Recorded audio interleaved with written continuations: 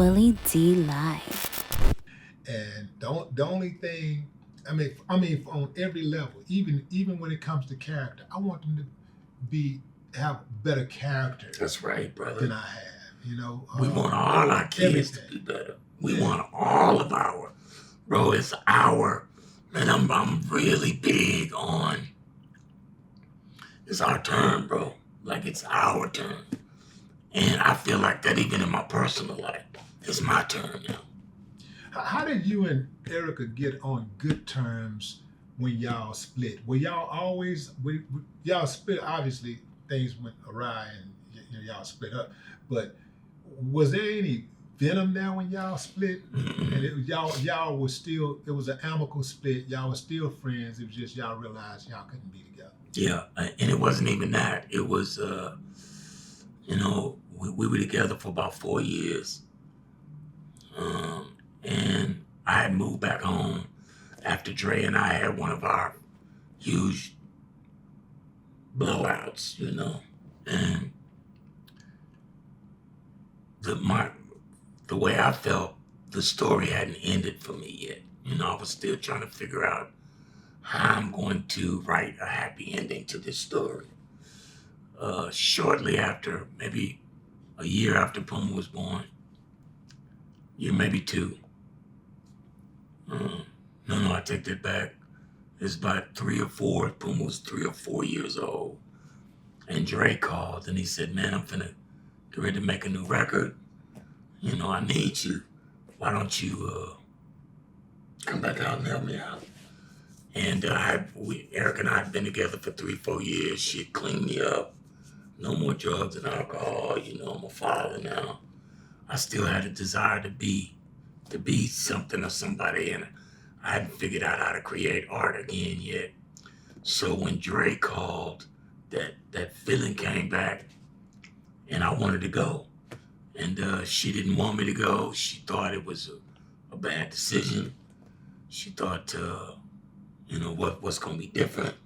And in fact, you're going to go back out there and end up back in the same hole. But I thought differently. But she was right, But she said, look, if you're going to go, then just go. So she felt betrayed because she had put in all of that work and was there for you, and the other guys were not there. Is that what it was? I don't think that Erykah had the capacity to feel betrayed by me, because I gave so much during that period of time. Like I doted over that family. All I did was carry the bags and loved it, But I wanted to go, and she received that and let me go. Now we both knew that when I left that it wasn't gonna we weren't gonna be able to come back to what it was, and we acknowledged that and just moved forward. And I asked that question because I see you guys' interactions from time to time, and what I see is two adults working it out. I see two adults with mutual respect for one another who do what a lot of people say that they do, but y'all do it in action, and that is prioritizing the baby that y'all made together. It's a beautiful thing to see because you would think that would be academic in our relationships, but it's not. There's so many people, man, they have children, and people that have children to me that act uncivilized toward one another are the worst of the worst. I agree. Yeah. I agree, because it's you benefit nothing from that. Nothing. And the child benefits. That's it. In fact, your child suffers from that. That's trauma. You're serving your kid for no purpose other than some sort of pride or ego that's making you feel some kind of way. I'm smart enough I know how to move out the way with Erykah. You know, I know how to get in the way with Erykah. Right. I know how to shut the fuck up with Erykah. I know how to speak my mind with Erykah. She's a powerful lady and a good woman. And I respect her, and that respect is mutual. But she's done some incredible things in her life. And so who am I to tell her anything?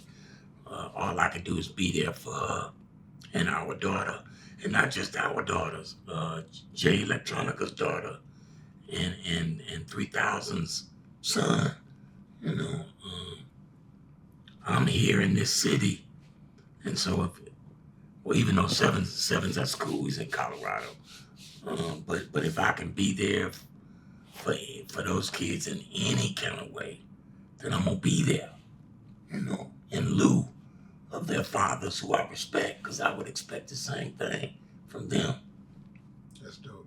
That's dope. Man, where'd you get this sense of honor from? Like, you know, I heard you talk about, you know, being raised by your mom and your mom having certain stipulations in your upbringing. But was it just mom, or was there other factors involved, and was there other people? No, bro, I'm a chosen one. I was made like this. You know what I mean? Like, I'll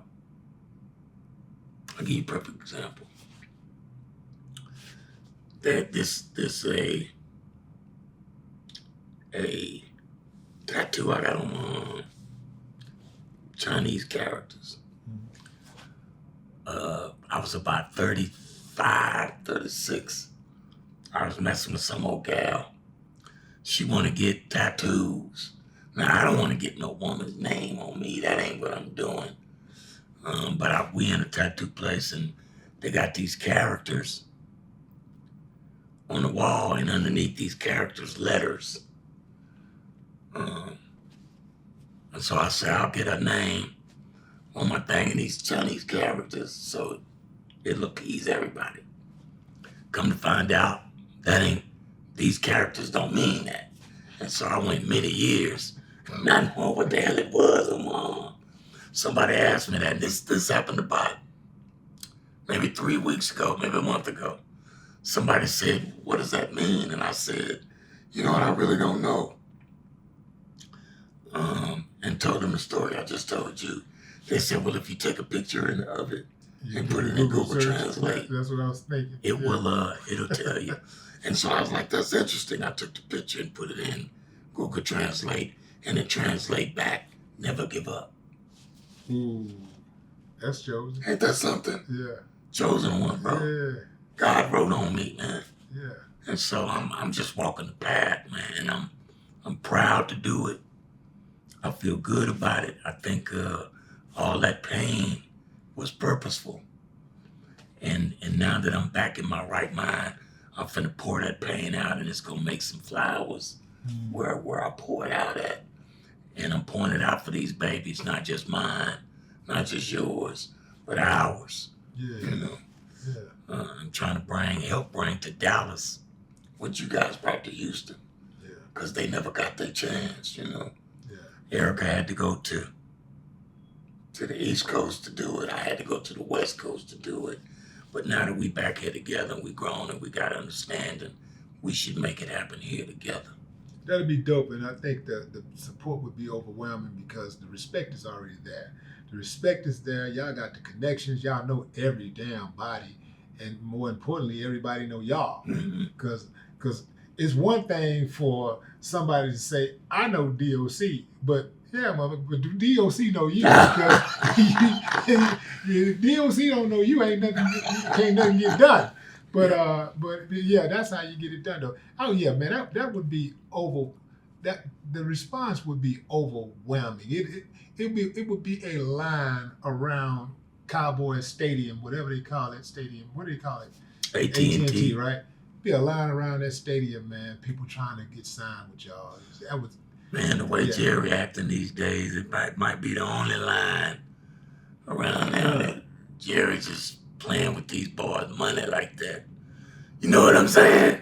Yeah, Jerry. You gotta give Mike his money, Jerry.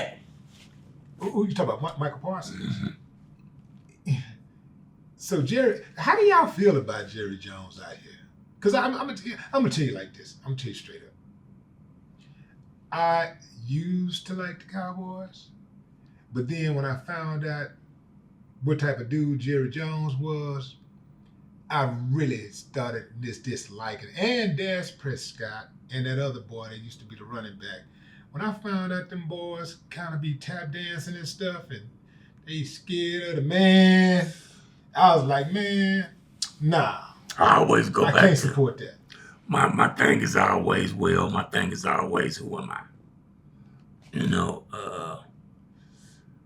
Jerry's done a lot for this city. He spends a lot of his money in areas that helps these kids do some stuff. I started a school. I started building a school 2 years ago.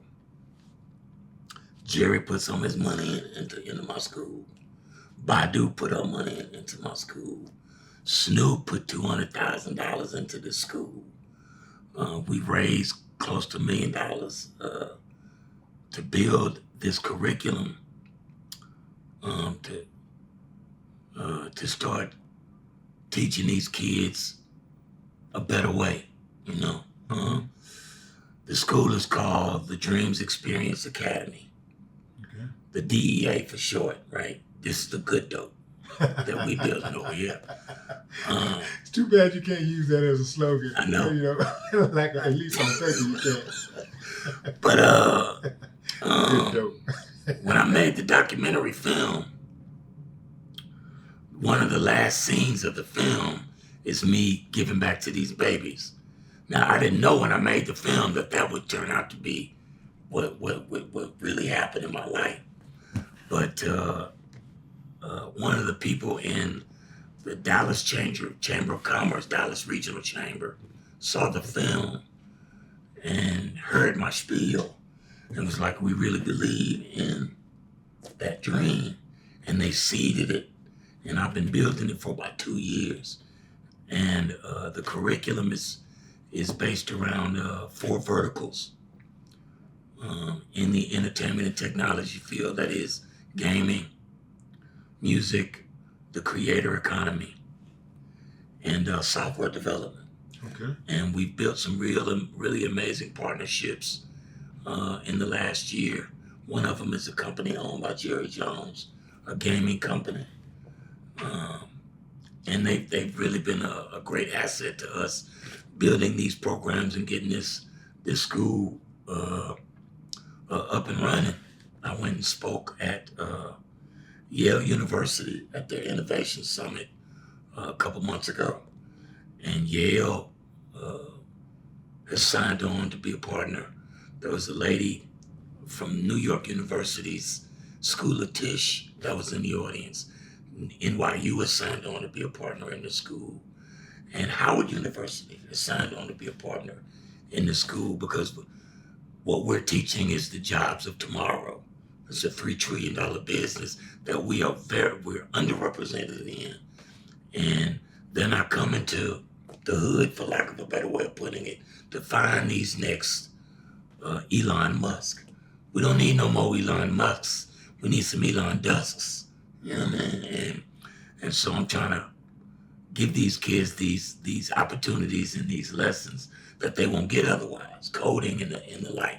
Take that shit back to the hood, because what you're doing is unlocking a mind that you have no idea what these kids are gonna give you, because they're brilliant, they're geniuses. They just don't have access.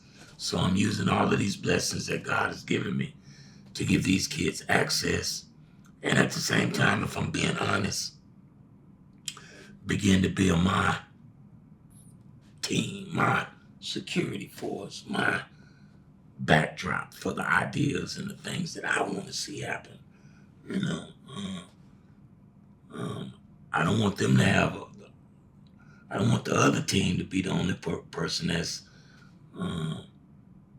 teaching AI. I need us to be teaching AI. Do you have a physical location for No, I don't have a. Yeah. You know, that takes currency. but I'm after it. Yeah, because what they want to see, they want to see proof of concept. Yeah. First. And I'm not once you scared of see that. Once you see that, then you say, this is what we're doing, this is what we've been doing. Now we want to get a build, and they're like, okay, here you go. That's right. Yeah.